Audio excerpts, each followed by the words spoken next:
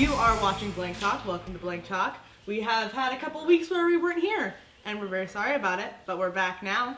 We're here with Mike. He is our VP of Engineering. He is amazing and so knowledgeable, and we're going to be doing a live Q&A right now where you can ask him anything you want in the comments below. So if you have a question you've always wanted answered, now's the time to do it. Perfect. I'm Jeff. I'm going to be reading off some questions and stuff from Mike today, and yeah, hope you guys enjoy it. It's your show. You guys go ahead and ask whatever you want today. Today's episode is all Q&A for Mike, so go for it. We're going to start out with a great big surf blank because the guys have been asking about surf stuff and we haven't really done a show on it yet, so I'll hand this over to Mike. All right. And, I'm going to head out. Bit about the Revelation Surf. Perfect. Yeah. Eden will be back though to give away some interesting prizes, so stay tuned. These guys asked me to talk about surf blanks today. 2-3 years ago, we redid our surf rods. We have them in our Revelation series. There's 6 models. One model, the 8-footer, is a 1-piece blank. The other 5 are all 2-piece. One important feature on the 2-piece models, you can kind of see it on this blank. We do what we call a 70-30 split. Rather than put the ferrule in the middle of the blank like you do on most 2-piece rods, we put it more towards the handle end. The reason for that on a surf rod is they flex a lot through the middle portion of the blank because you're making such long casts. When you have a ferrule in the middle of a surf blank, it adds a flat spot, meaning it doesn't bend as smoothly through that area. By moving it down in this area, we get a lot smoother progressive taper and action, better casting distance. Some 2-piece rods will even cause the bait to tumble when you're throwing it. Also, if you have an eel or something on it, or some of the typical live bait presentations, that will actually cause the bait to snap off. So we do keep that ferrule down in the bottom portion. And it makes a big difference. It makes them, you can still transport them in most vehicles if you break them down. They're still shippable and everything, but you do get a lot better performance that way. That's important, the shipping part for sure. What's that? The shipping part's super important. So you can ship any of our surf models. They are shippable without the oversized Right, fee. exactly, because that freight can end up killing you anymore. Anything over 8 foot is brutal. So very popular. The 8-footer is kind of what a lot of guys will use with smaller bucktails, small live bait, small plugs.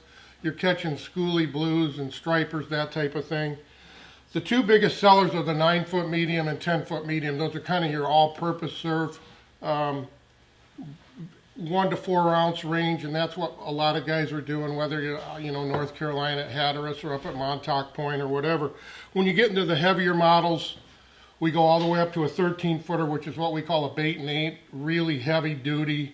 The other 2 medium heavies, you got a 11-foot and a 12-foot 6, 2 to 6 ounce rods, designed to cast eels with weight or some of the bigger plugs, that type of stuff. Very popular rods for us, very high performance.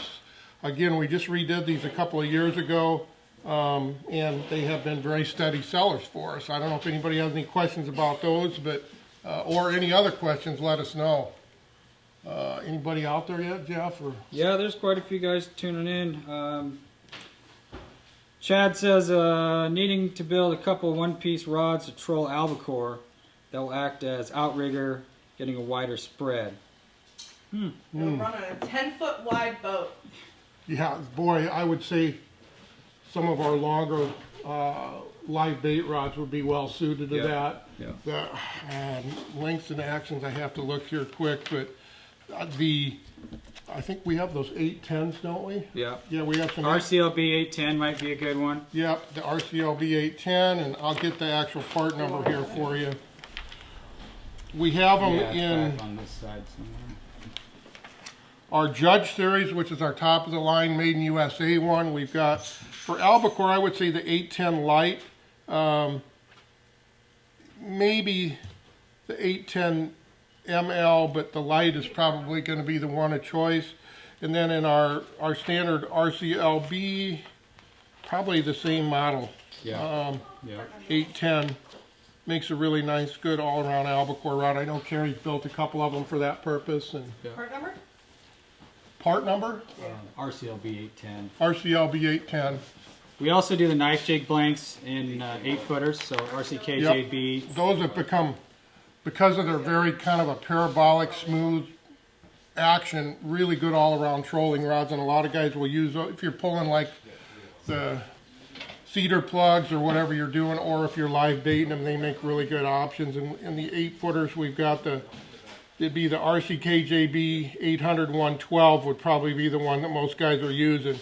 A good all-around saltwater rod, light trolling applications. You know, the albacore, most of the school size ones are, you know, that 15 to 20 pound range, and that blank is plenty powerful for that. Does a really nice job. Very, very durable as well. Medium light? Yeah, looks like our nice young lady brought it over so you can actually see it. Jeff, do you want to grab the tip of that? We Yeah. can give them an idea what it looks like as far as the power. You know, fairly light tip, but as I hold it tight, as I power into it, you can see that it starts to give a little bit, so it helps fighting the fish. You don't want them to be overly stiff because it just gives them leverage to tear the bait free. This also, it's light enough up there that it will load if you're just, you know, free line and live bait. You can see the hit, that type of stuff. That's become a real popular way to fish for the albacore out off the coast here. Used to be primarily trolling with large hoochies or Gitsit style baits or cedar plugs. Now more and more guys are doing the, you know, they're live baiting them, and you want a little bit lighter tip. You just free line it out and wait till I take it, and then that light action works really, really well. These guys also wanted me to talk a little bit about our muskie rods. We get a lot of questions about those. There's basically 6 models, pretty straightforward. We have 3 7-foot 10 models and 3 8-foot 10 models. 710 medium heavy, 710 heavy, and 710 extra heavy, and then duplicate that again in a foot longer 810 MH, H, and XH. Those 3 models really allow you to do the vast majority of the presentations. The longer blanks, the advantage to them and why you have longer blanks, 710 is actually a fairly good sized blank. It's common for muskies to follow a bait back to the boat, okay? They don't necessarily hit it in the first part of the cast or middle. Sometimes they do, sometimes they don't. But what you end up having to do is what we call a figure 8, where you're taking the tip of the rod and you're making a figure 8 pattern. And with a shorter rod, what happens is you can't get the tip in the water very far, and the figure 8 you have to make is kind of real tight corners. The longer the rod, the more you can make that arc a little bit larger. And because of that, that strike percentage goes up quite a bit. They hit it more. When you make them turn too quick, a lot of times they'll leave. If you can turn wider like you can with the longer blank, it allows them to hit the bait. You know, the medium heavies are really good for your typical spinner baits, that type of stuff, small to medium sized bucktails. The heavy, you're getting into more some of the bigger wood plugs, top waters, and then the extra heavy. It's all based on weight range of the lure that you're going to throw is what it really comes down to. I like the 710s. Trust me, you throw an 810 all day long, you're going to feel it. It's a big, powerful, long rod, and if you use it all day long, you're going to feel it in your upper body. The 810 to me with modern reels gives you a little bit additional casting distance, but the 710 works really well. So those have been, you know, we've done really, really well with those over the last couple of years. They feature our RX7 Graphite, real strong, powerful blanks. They can handle the weights. You know, some of the muskies, obviously, if you get over a 50-inch fish, you're looking at a 30-pound plus fish, and they're strong enough to take that kind of abuse. Some of them also cross over to certain saltwater applications as well. We have a lot of guys that'll build those up for certain types of things and uses in saltwater where it's larger fish. Yeah. Pier rod, Yeah. big inshore. Yeah, they're big durable tarpon. enough for that purpose without question. The other thing the guys wanted me to talk about a little bit too is our Spay Rods. We have one series in our Immortal. These are 4-piece, 2-handed Spay, back into the fly deal here. Basically breaks down like this. We have a 12-foot 6-weight Spay, great steelhead rod or summer run steelhead. Then we have a 13-foot 7 steelhead and light salmon, a 13.68, so 13-foot 6/8 weight, and a 13-foot 6/9 weight.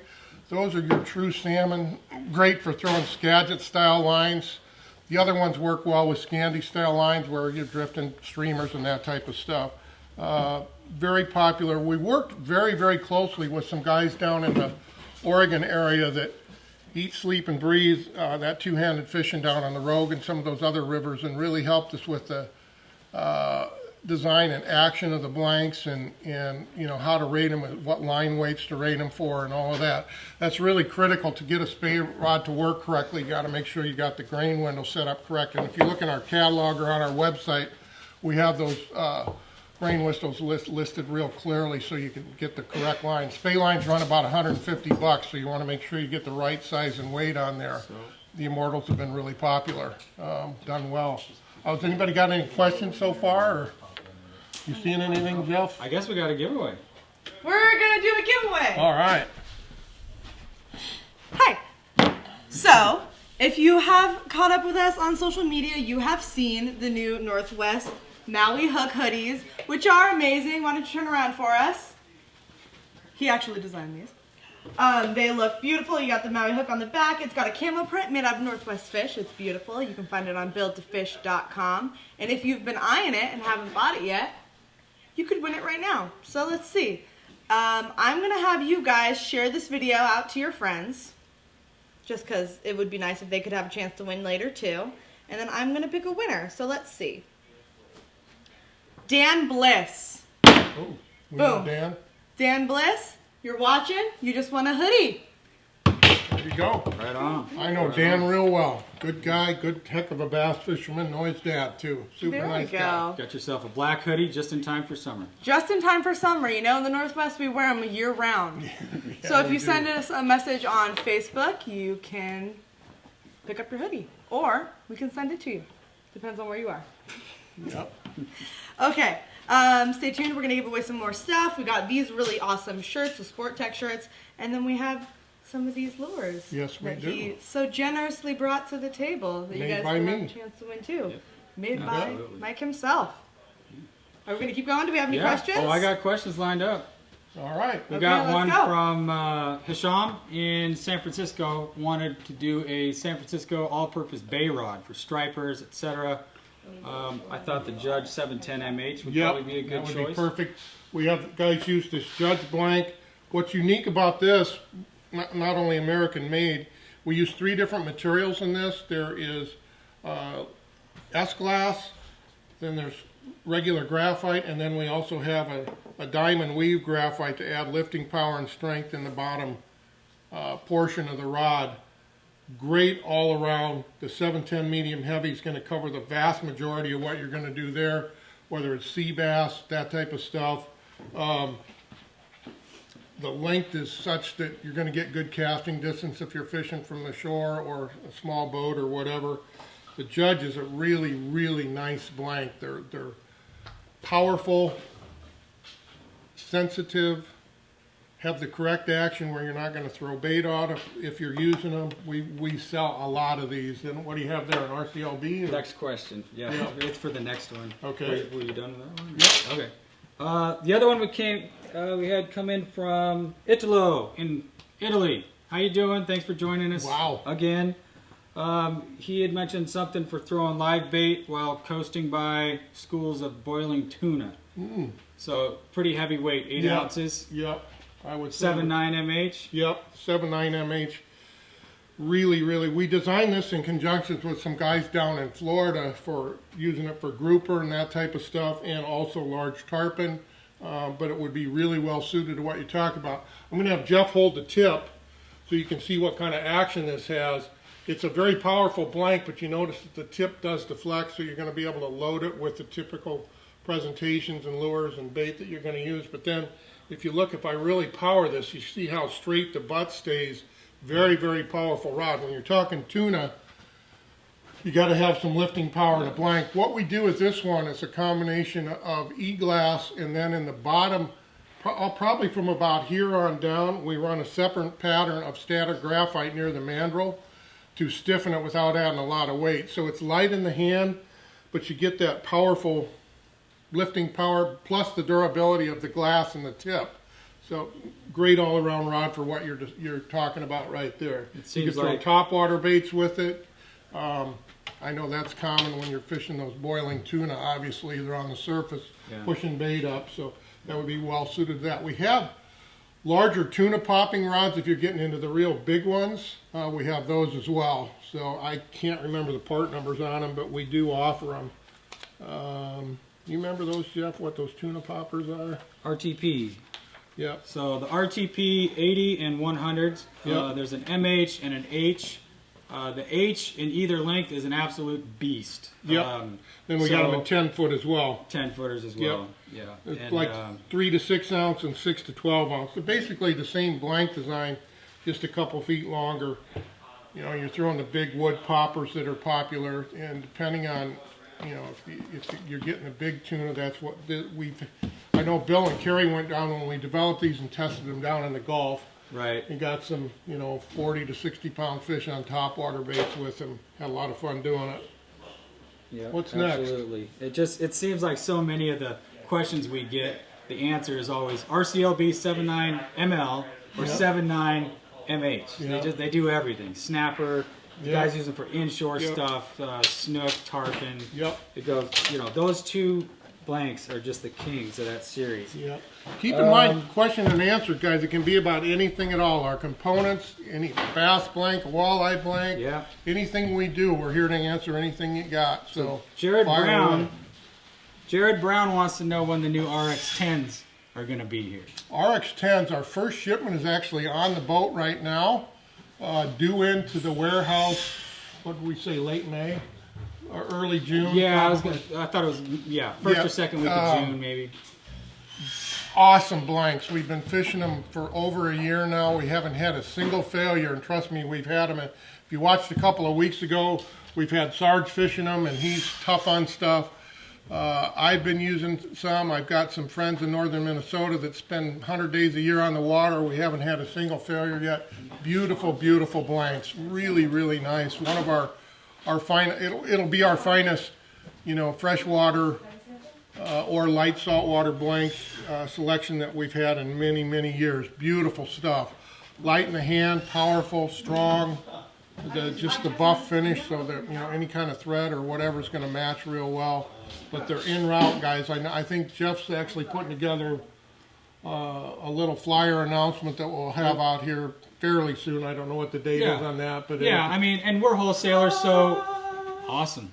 Yeah, we're getting all the information out to the dealers right now. We're in the process of doing that, so they have all their information. They can get it up on their sites. And this is actually the 7.6 medium heavy casting. I'll have Jeff hold the tip on this. You can, whoops, sorry about that. You can see the action here. Nice fast tip. Then you get the power to shut it down if I load it up. Probably more like a 70-30 or 75-25 as far as the bend, 25% tip. That tip's so fine, it's hard for me to hold on to. I mean, the things are like a feather in your hand. They're just gorgeous to fish with. I've been using I think it's the 7.2 medium heavy quite a bit, and just absolutely love it. And then I have a spinning rod I built up, and I've done some Ned rig fishing and that type of thing, and it's just impeccable. Really, really nice blank. And we've had pro staff guys fishing these and trying to beat them up and doing not nice things to them. And haven't had a single failure. They've been doing great. Which is unusual. In general, I think I mentioned a couple weeks ago, out of the 70,000 plus blanks we sell annually, I think our return ratio is 0.2%. We just don't get blanks back. We try really hard from a design standpoint to keep them durable, and we just don't see much in the way of breakage or anything like that. These we push the envelope on, trying to take out as much weight as possible, but getting them strong, and they're, compared to if you look at our Rev Immortal Eternity, as you progressively go up, you lose a little bit of weight and an enhanced sensitivity, and these, across the board are the lightest that we currently offer in those style of blanks. Really excited about them, frankly. Very good factory we're working with, and just they're really superb. I think you guys will really, really enjoy them once you get them in your hands and build them up and fish with them. And without giving away all the details, roughly what models are we talking about? I've had lots of guys asking me, what are they going to be? Are there going to be, bass models? Primarily, these are I think there's 3 or 4 spinning models and about 7 or 8 casting models. The 6.8 to 7.6. I can tell you the heaviest casting is a 7.4 heavy. Then we have a 7.6 medium and medium heavy. I think a 7.2 medium and medium heavy in casting. And I think there may be a 6.8 as well. And then in spinning we did a drop shot, that type of thing. Some all-purpose models there. So, for bass, walleye, light inshore, that type of stuff, we've got a model for you in that new series without question. It will probably expand each year to a certain degree. Looks like somebody's asking about the best blank for redfish. Boy, one of the IPs probably in the 4-power, that type of thing is what most guys are going to go with. As far as sales go, I think SP843, SP844, the Kings. And you can do the same thing in a rev or a motor. You can get, depending on what price point and how far you want to go. And then red fishing in general, Florida fish tend to be a certain size. If you get into the Venice area or Mississippi Delta, you can get into some absolute.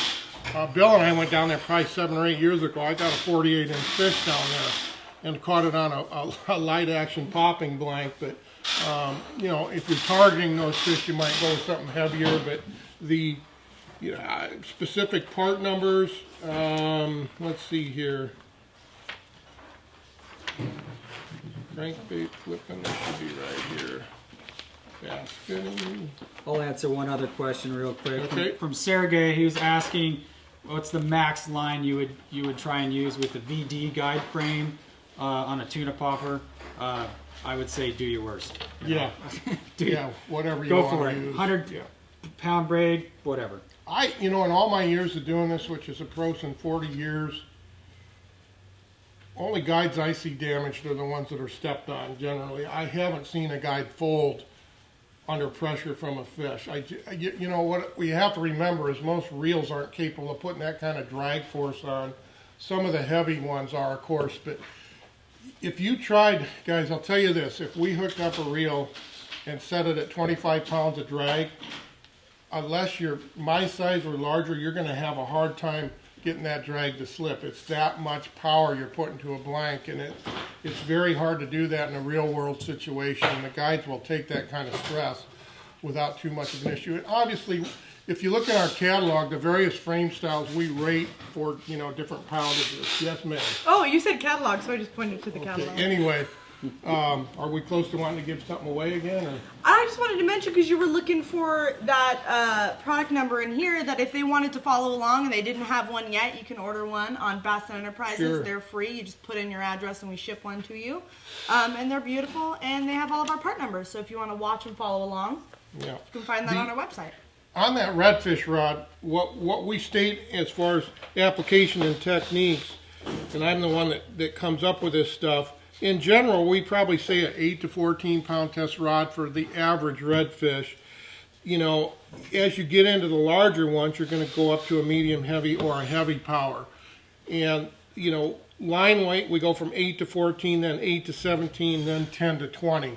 That's what you're looking at as far as the difference. Just, at the larger fish, you're going to just move up to a little bit larger blank. Some of those guys are throwing certain types of top waters. They throw spinner baits with big Colorado blades if it's murky water, so they thump. You're going to want to be in a medium heavy or heavy power for that type of application.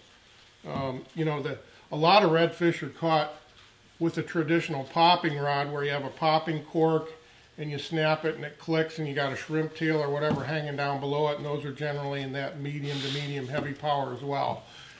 They're a little bit more moderate action because when you have that tail on there, I've said this about a number of things, you don't want a fast tip when you're using live bait, because when you release that, if it's a quick hinge, it's going to throw the bait off the hook every time.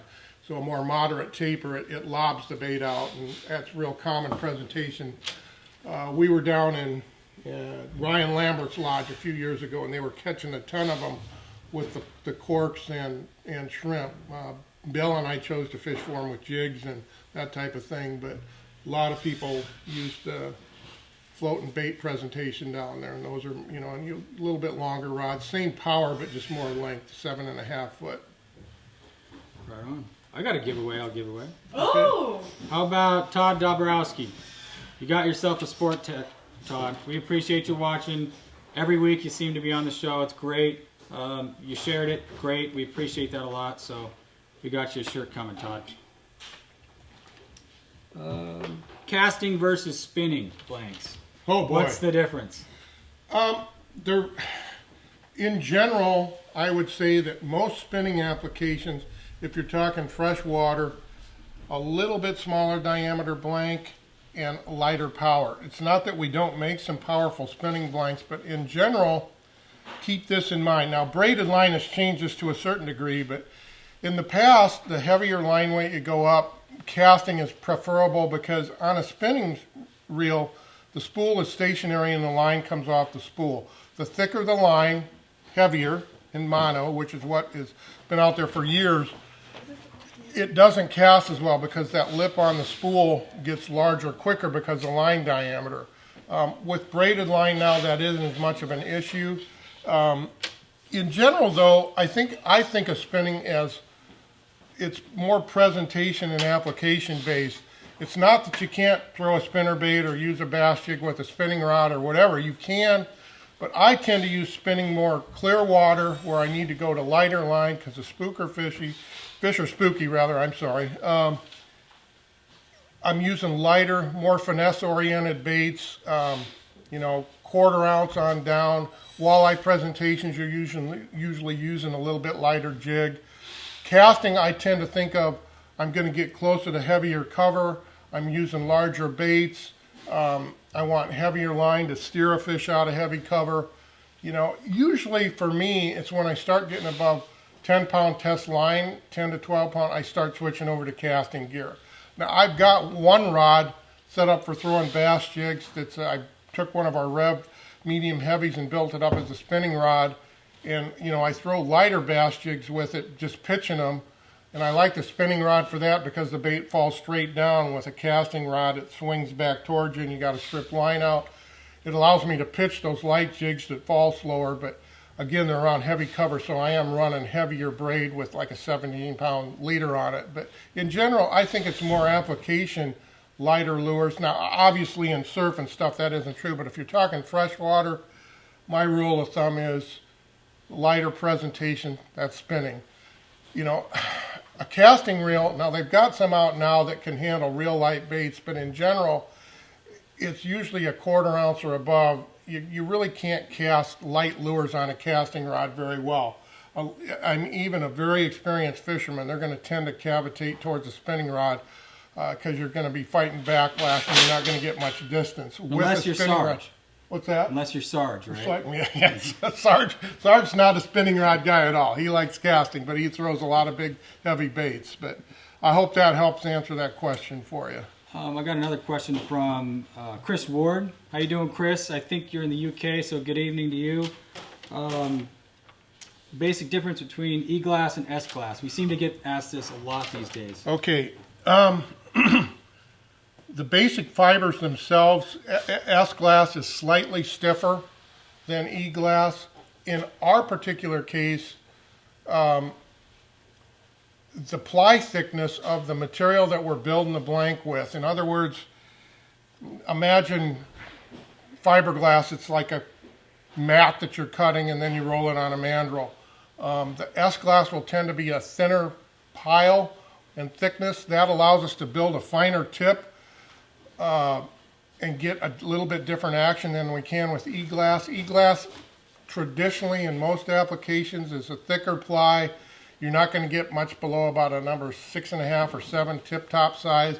You can't roll it. An analogy would be you're trying to roll cardboard around a pencil. It doesn't want to roll. If you take a piece of paper, you can roll it right around there. Now, we have a couple of models coming out this year that are linear S-glass. That's a whole different animal. That means the fibers are unidirectional. They run tip to butt, just like carbon fiber. Most fiberglass is a weave where you have 50% of the fibers going linear and 50% going horizontal. But the ply thickness is different, and E-glass in traditionally thick-walled, a little bit heavier. S-glass, you can take a little bit of weight out because it's slightly stiffer. The linear S-glass behaves a lot like standard graphite, but it's a little more flexible. I hope that answers that for you. I mean, I could spend hours talking about real subtle differences in them, but traditionally E-glass is used in where you're looking for not necessarily the lightest weight, but the maximum durability, strength. Very common in saltwater rods. Some low-end freshwater rods are used where you're trying to make something very durable. S-glass, again, you can roll a little bit finer tip. Subtly different as far as sensitivity and stuff. So, yeah. Arturo Garcia wants to see the 13-foot surf blank, so I went and pulled it. oh, okay. If you guys haven't seen Arturo Garcia's rods, amazing stuff. Look him up on Facebook. I think he's on Instagram too. He does amazing work. Want to see how it flexes? Yeah, I figure we'll just flex the big one. Yep. This is the cannon. This is what we call bait and 8. So you put 8 ounces of bait and 8 ounces of weight, and you can throw it 100 yards literally. This thing is a beast. Probably have to back up a bit. Yeah, I'll have to back up a bit to flex it. And the tip on this thing, I don't know what it is. It's big. It's got to be 10. You look at it, it's very, very powerful. I mean, I can't hold it anymore. So you can see the flex right there in the mid too. Yeah. So even though this thing's an absolute tank of a blank, it it's still got that flex in the mid to load up. And Yeah. again? Yeah. Okay. Okay. We'll just try do this all again day. here. Woohoo!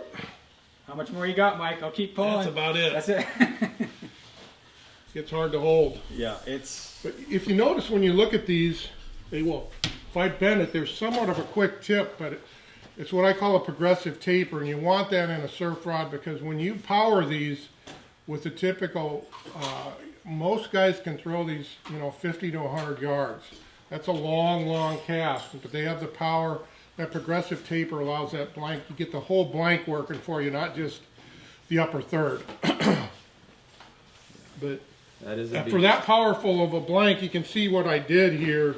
Obviously, we're getting some of the stiffness with diameter, and by doing it that way, it doesn't make it so it just weighs, like a tank.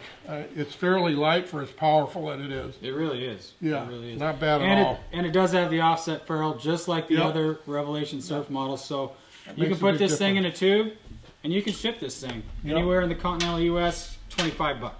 Yeah. Great. So you need to give away these baits. Woo! Eden, get us a winner. I'm gonna figure out a winner. Are we gonna give them away one at a time? I think giving some lucky guy 2 of them would be nice. Some lucky guy, okay. Or gal, or whoever's girl. out there. Yeah, Or gal. Lucky Lady person. anglers exist. I'm in trouble now. Yeah, we got a woman behind the camera. You got a woman right next to you. Yeah. Okay. Let me get some comments. I can pick from that. Why don't you guys tell me the last fishing trip you went on? Where did you go?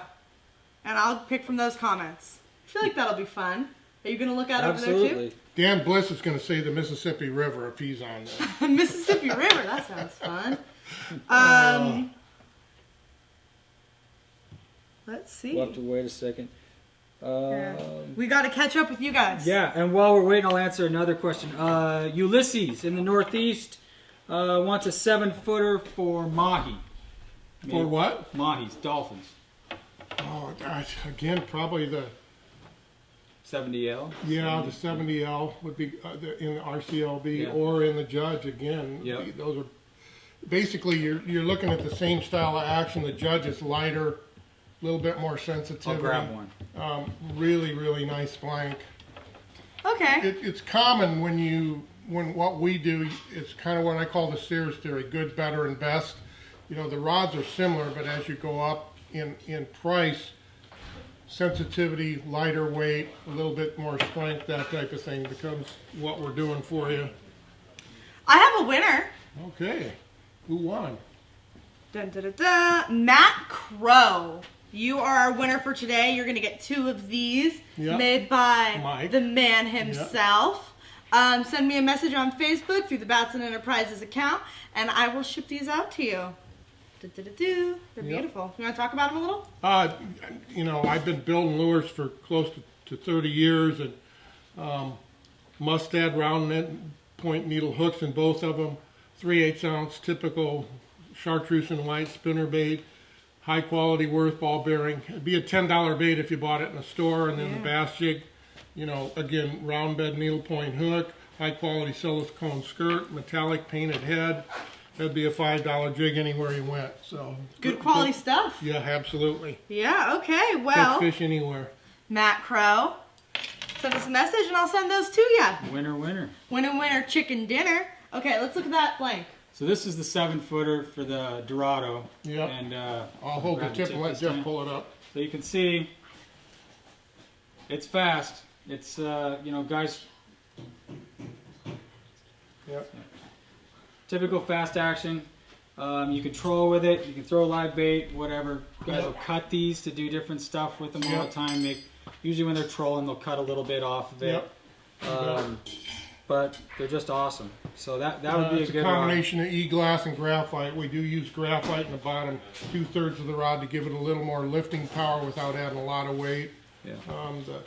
The RCLB's and Judge's a little bit bigger diameter, so we're getting some of the stiffness without adding a lot of weight. And Very they're durable blanks, tough. virtually bulletproof. We see very, very few of them back. So I saw that Ulysses came back with another question about Pennsylvania Trout Rod. Are you talking, you want a fly rod or you want a I think just a gear rod is what gear he meant, rod? but I'm not sure. You know, Revelation 2-piece maybe?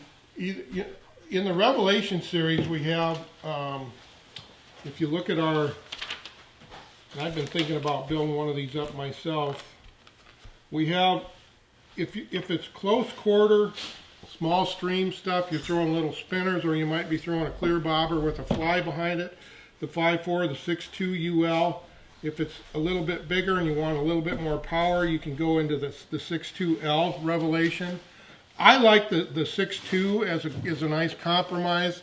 Sometimes in small streams, a longer rod can be a little bit cumbersome, or even walking in it can be. You know, they're rated 2 to 6 pound test. They have a little bit of a power in the butt. We'll load with the typical, you know, number 0, number 1 size spinners from Blue Fox, Meps, whatever. Any of the little tall, small crankbaits that you use for trout. Sometimes you split shot with live bait. Sometimes you might be using trout power bait. You know, for your put and take fisheries like Pennsylvania basically is, where they stock and then you go catch them, that UL is plenty powerful. You know, and most guys will run 4 pound tests. Some will go up to 6 if there's, you know, depending on if you got to get the fish out of cover and that type of thing. But and then that rod will also double great if you want to go in some of the lakes out there and do crappie, bluegill, perch, that type of thing. Great all around blank, you know, the UL. I like those a lot. I spent a lot of time designing those, and they're very, very nice. We also have those available if you want to be able to break the rod down in 2-piece models as well. So it just depends on your given situation. Some folks, you know, the 1-piece it's a superior blank, obviously, but the 2-piece, we use our slim ferrule technology, so they bend pretty well through that ferrule region, and they work just fine for that. So just depending on what you want, if you're packing it in or whatever, 2-piece obviously. If you're fishing from a car and not a boat, maybe 2-piece is easier for you. Transporting it, it's up to you know. I really don't know your situation, but the 2 blanks are very similar as far as how they perform.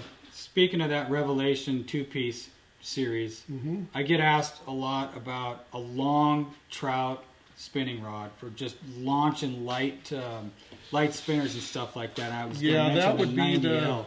Let's see. I think I would probably be getting into one of the lights. Where are they at here? A 9-footer.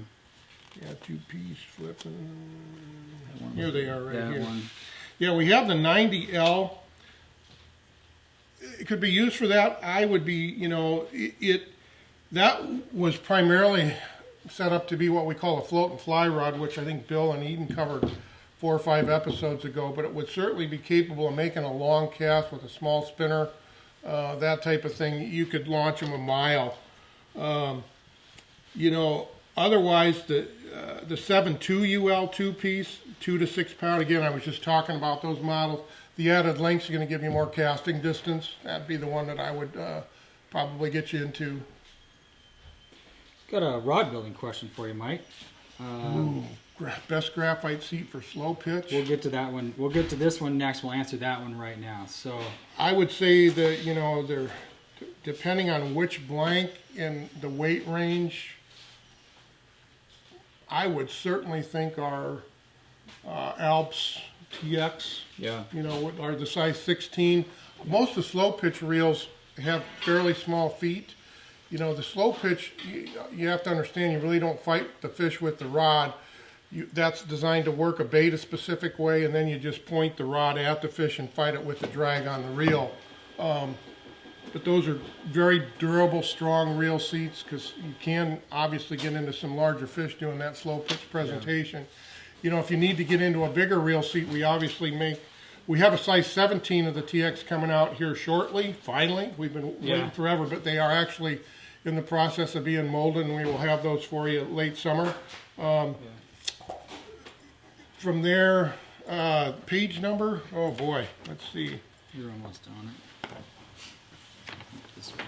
This way? Yep. There they are. Page 105. And all of our stuff is that we have here for shows or guys build for personal use. It's all TX16. Yep. For the slow pitch stuff. Yep. The only time you can't use it, I think, the other day I noticed I think it was the 6.6 light was so small, thin, we didn't have the 8.5 millimeter wouldn't fit it, so you got to switch over to a GTB. I actually prefer the graphite on those slow pitch rods. You can certainly use our metal seats, but the slow pitch blanks really flex a lot, and the graphite I think gives just subtly, so you're going to have less issues with possibly a reel seat breaking loose. The metal seats are real stiff, obviously, in comparison. I think in general we feel that's a better way or match for the blank action. So that reel seat, you're not going to see it flex, but trust me, it is a little tiny bit under load, and the metal one tends to make a shut-off point. Yeah. So. And I had a guy ask me about that the other day. It was a carp rod question. He said, "Can I use a metal seat on the carp rod if it flexes into the handle?" And I said, "Sure. I've heard that it can create, the metal seat won't flex and creates a shear point, but honestly, Mike, I've never seen it happen." Have you? No. In general, you can. I would suggest that they tape arbor versus a rigid urethane foam, maybe drywall tape or masking tape, and then you're good. But drywall tape's nice because it's obviously it looks like mosquito netting, and that glue soaks through it. And some guys don't like working with it, but I've used that in the past myself. Yeah, that's definitely a pro tip. Yep. If you guys haven't used drywall tape yet for arbors, try it. It's awesome. Yep. What else we got? We got Chris Ward is asking. Let's see here. Actually, I think it was Michael Ward asked about when you prep the foot on a black guide and take that finish off of it. Are you supposed to touch it up to keep corrosion resistance or anything like that before installing it? Or what do you do personally? We're working towards where you won't have to do any prep. That's our ultimate goal here, and you'll see coming in the next 6 months, you'll see some changes as far as how the foot is treated. We have ground them for years, so your thread will walk up there easy. Some guys, cosmetically, they just take a black magic marker. That's obviously not doing anything for corrosion. My opinion is if you properly finish around that guide foot and it's wrapped correctly, your chances of, and here's the big one, guys, and I'm going to be candid. If you're fishing saltwater, don't be lazy. You got to clean your guides, even if they're 316. You got to hose them off. I used to carry just a little toothbrush and scrub that salt stuff off each foot in that area and then rinse it with fresh water. But if you wrap it right and seal it right with one of the better finishes, there's a lot of really good finishes out there today, whether it's Flex Coat or U40 or whatever you choose, they all work well. But just, backfill and make sure that you've got it sealed. It should work really well without having to do much. Yeah. Or you can always go titanium. Yep. All the way down. Titanium. You know, all our substrates, we've tested a minimum of 40 days, I think, 1,200 hours without any corrosion. But titanium will not corrode. I mean, it's basically bulletproof. 316 for all intents and purposes is, but it will over time if you don't clean it. But in general, really, really salt. When we were the ones that were the first to market with 316. So if you're in a heavy salt environment, just be that guy that is meticulous and that cleans your guides after you've been out there. We see the most problem with people that tend to leave them on a boat and don't do that. Sure. We don't see a lot of trouble, but those are traditionally, and a lot of times it might be a guide that's taking people out every day, and you know, they get tired and they don't clean them as well as they should, and then you have problems. But yeah, we have quite a few pro staff charters, and they all run steel guides. You know, they're just running meat and potatoes day in, day out, and most of them run black. Yep. And the black holds up amazing. Really, It's not, the black's not a PVD, it's an electrophoretic paint. So it is a deposition process the way that's applied.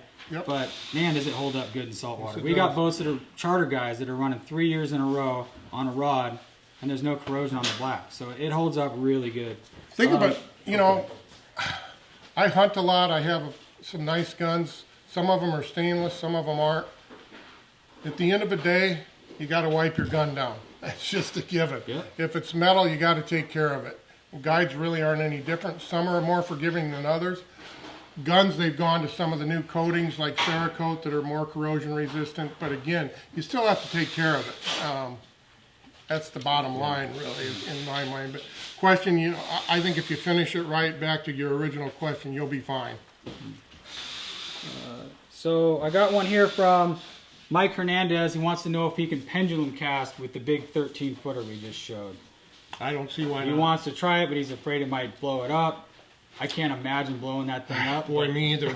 we beat the heck out of those, and that one in particular, the wall thicknesses stuff, I think it'll hold up to that. I really do. I mean, of course, it depends on the other factor, which is the weight. How much weight are you pendulum casting?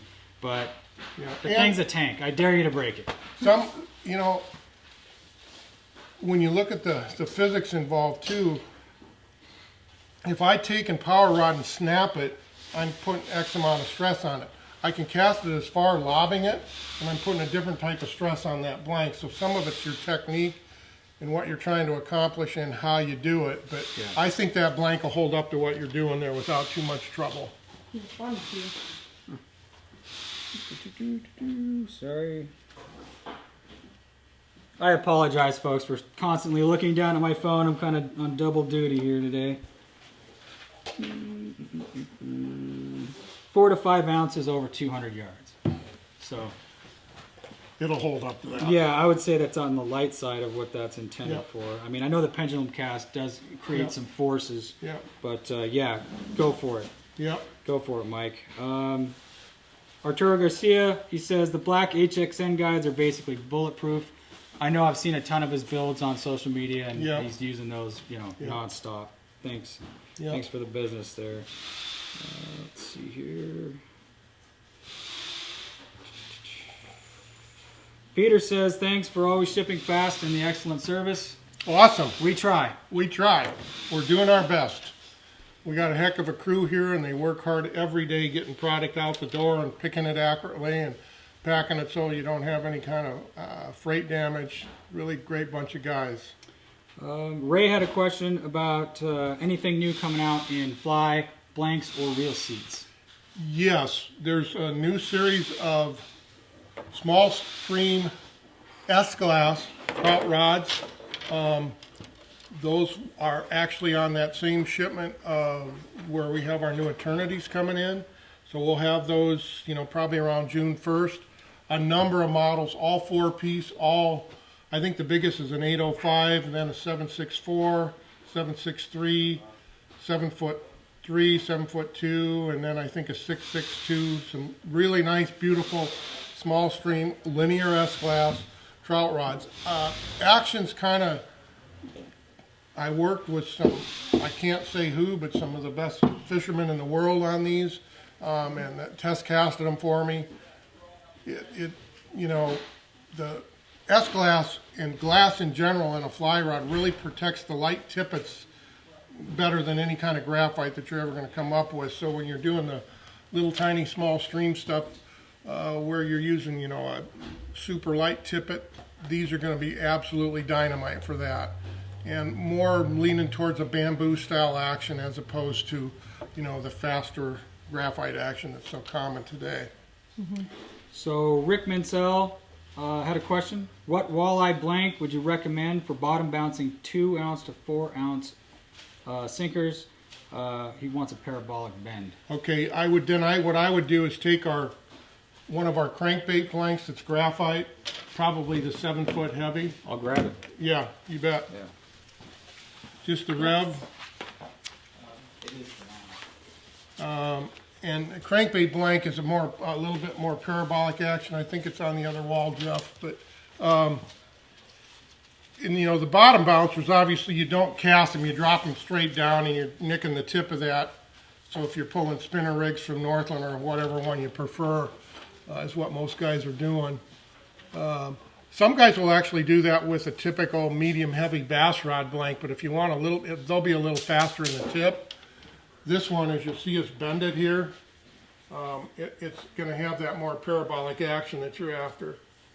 So if you look at it, you see how it's not a fast tip. The whole rod starts to bend. This is the REV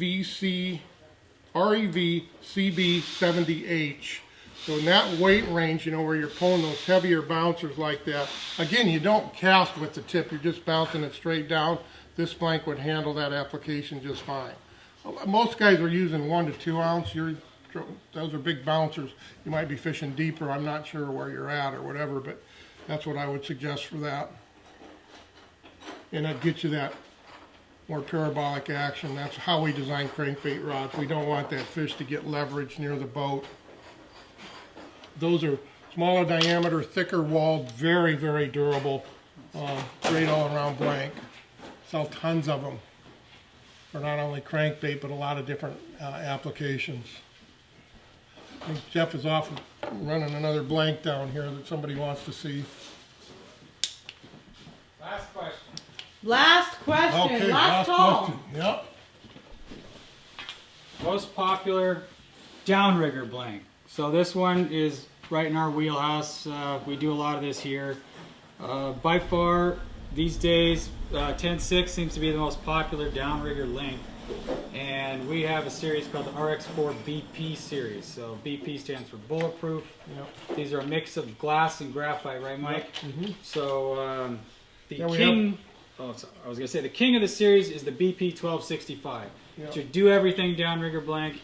It also comes in a 1266 if you're just fishing big kings, or you're building like a Canadian style moocher type of thing. Yeah, we have some guys that get into the one of those E-glass ones too, but this is what most people want. Yeah. You look at these,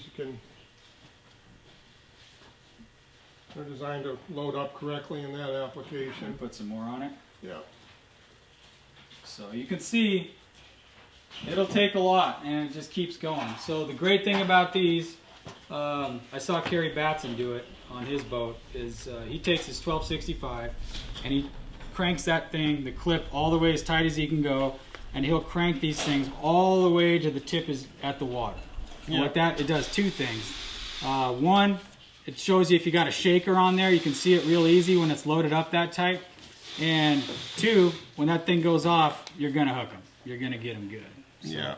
BP series 1264, 5, and 6 Yeah. are the three most popular ones. Yeah, and then we've got these RDRs. Some guys, that's more of a standard graphite and E-glass blend. You know, we've got them in various lengths and actions. If you look at the catalog or whatever, in the downrigger, you know, we generally start with the 8.6 medium, then we have an MH, a 9.6, and then a 10-foot heavy if you're getting into the Dipsy diver rod or that type of thing. So between this one is the more higher end version, and then we have the E-glass ones as well. Yep. So Well, our red light's blinking, Mike. I think All they right. want us to get back to work. that's so. what they do. I got plenty to do too. So thanks for your time today.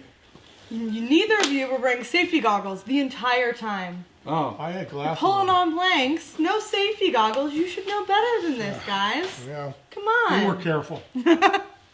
Okay, thank Not you my guys. regular gig, sorry. No, he's usually behind the camera. But thank you, Mike, and thank you, Jeff, for coming on today and answering some questions. Bill will be back next week. Yes, my dad is going to be back next week. It'll be back to the Bill and Eden team. I'm sorry. They'll be back eventually. But yeah, thank you so much for watching. We had a couple questions about these amazing hoodies. You can find them on build2fish.com. It's build the number 2fish.com. We have a bunch of these new hats there as well, which we just got in stock for children's sizes. So if you have a tiny little pro staff at home, we got those on the website now. You're on our Facebook. If you haven't liked it yet, you should like it now. We have an Instagram page, Team Rain Shadow. It's right there. You can go follow that as well for updates and giveaways. And we also have YouTube, which we will be uploading this to soon. Yep, I always try and get it up to YouTube either today or tomorrow. It'll stay on Facebook. We do check the comments for these, so if you got more questions, you can always put them right in the comments below on this video, even after it's been live, and we'll get to you. Yeah. You bet. Thank you guys so much for watching. Thanks so much, see you guys. later. Thanks.